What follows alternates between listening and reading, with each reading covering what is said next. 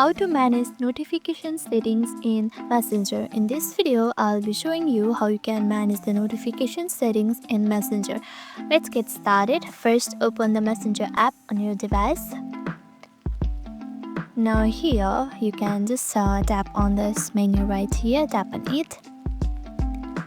Now tap on settings right here. Now scroll down, you'll get many settings right here. You can see notifications and sounds right here, tap on it.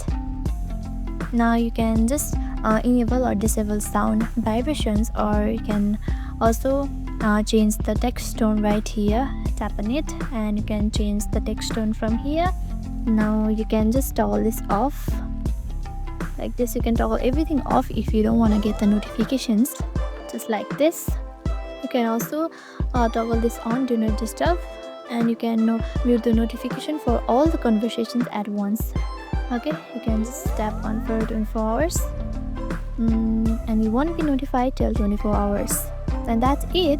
This is how you can turn off notifications on Messenger. If this video helped you, don't forget to like and subscribe our channel for more videos like this. Thank you for watching.